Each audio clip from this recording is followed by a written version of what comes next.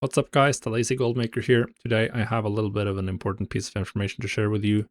And that's if you're like me, leveling your professions through TBC at the moment, maybe you're at 300, maybe you're a little bit higher, don't blindly follow the leveling guides. That's actually really, really important. And this is pretty much only important when you're playing at launch of an expansion. And the reason for this is this sort of guide is based on maximizing your profession as soon as possible. So this tailoring guide, for instance, on our professions is about getting to 375. But as a gold maker, we don't necessarily care about getting to the max level. We care about getting to the good recipes wherever they are.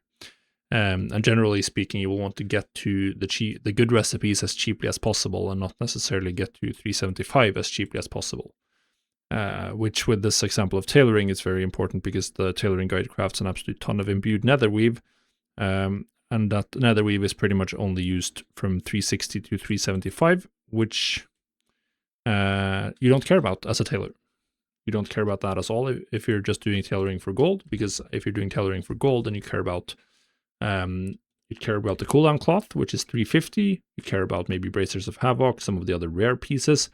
Maybe you care about Vengeance Wrap. There are some of you who are going to be in that situation. Then it's 365. The only 375 pieces are like bind on pickup, or some bind on equip, like Spell Strike Pants, like some very few, but you need to farm the recipe.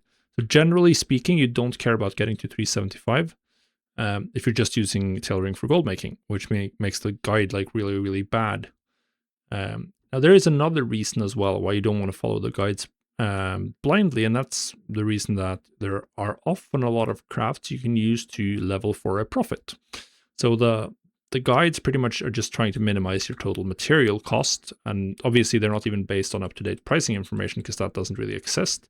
They're just based on some assumption about like how valuable are various materials going to be and how valuable are they not going to be. But obviously we care mostly about leveling our profession for a profit, and in many cases you can. Because of those recipes.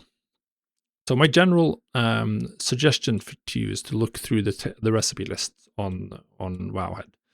Pretty much every profession has one. You just go to the profession here, and then you go to the recipes.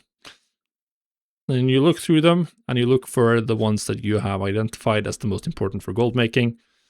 So for tailoring, we obviously I've talked about this. You have the Bracers of Havoc. You have maybe the Vengeance Trap if you're looking to splurge. You have maybe some, you have the cooldown cloth. There's probably some others, and then you look at those skill levels, and that's what you're trying to get to as soon as possible. And then you try to look at your leveling guide and see what makes sense. So if you're looking at, for instance, leatherworking, we can go to leatherworking here for the recipes, and we can see where what skill level we need. Obviously, the most important recipes for gold making are the various rare pieces. So the fell leather set, which I believe is from the consortium over here, which requires 340 and 350. So that means we don't have to get higher than that. And there's also a similar mail piece set, which exists here somewhere, which you can also do, which again, you want to get to 350 for rare pieces in general. So if we then look at the leatherworking leveling guide and get down to 375, we'll see that once again we're crafting an absolute ton of knot-hide leather or heavy knot-hide leather. Obviously we're going to use a lot of this to craft, but we don't need that much because we're only getting here. 350, the thick Dranic West, this is going to take us there. And actually this might not be needed because as we saw here on the recipe list, if we go back, we saw that the first fell leather recipe, go to the consortium, the fell leather gloves are at 340. So it's very possible you can level from 340 just crafting the fell leather gloves for a profit.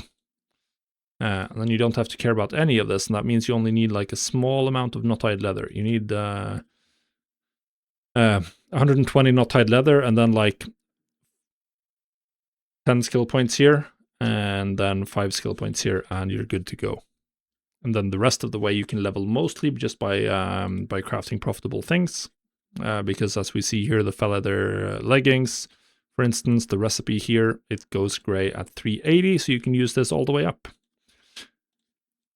So you don't have to craft anything without a profit. And if you use the boots, which are best in slot, they turn gray at 380 as well. So you can craft the boots, which are the best in slot boots for pre-raid for a ton of classes. You can just craft these all the way to 375, and then you'll just be making a profit from 350. Like you can just disregard all of this and just make a profit here instead. So that's why it's so important. And this is mostly relevant early on in an expansion life cycle when it's a ton of profit in the middle things. There's also lots of other recipes that aren't on the biz list. So you have like bags for tailoring. There's other crafts. You have blacksmithing rods. There's a lot of examples of items you can potentially craft for a profit while leveling, which will just make it a lot cheaper than following the guides blindly. Now, the last tip I want to make is don't overbuy. When you're crafting, don't buy more than you're actually going to use right now. So only buy enough materials to finish getting to the skill point you want and then actually finish crafting. So for instance, I bought a small amount of arcane dust because I'm going to do some imbued netherweave, but I'm not going to do a lot of it. So just buy what you need, craft with that, and then disregard the rest. Don't overbuy because material prices fluctuate a lot. That means sometimes if you overbuy, you can get lucky. The thing can go up in price. Many times you'll get unlucky and the item will go down in price and you'll have lost a lot of gold. Also, it's just generally better to either keep that gold in your bags or invest it directly into something that can make a profit right now. So buying materials for something that shows up in your profession window as deeply green is a lot better than swapping around or doing some other thing. So yeah, that's what I wanted to talk about. I think this is something that will help you out. Particularly, it will help out me because I'm in a position where I don't have much gold. I have 120 gold at the moment. And I just spent like 200 gold on these materials. I'm trying to get tailoring to 350 as soon as possible. Because that's where I get access to the profitable recipes as I talked about, and that's where I can start making a lot of gold. So that's my main goal right now, is to get to 350. And then take it from there. So yeah, you can apply this to every profession pretty much. Just utilize Wowhead together with the Wowhead leveling guides or the WoW Professions leveling guides. Look through the recipe lists. You can go to professions here, recipes, here are all of them, a list of where you learn them, everything you need to know to make more informed decisions about what to craft to get your professions to max level. Thanks for watching.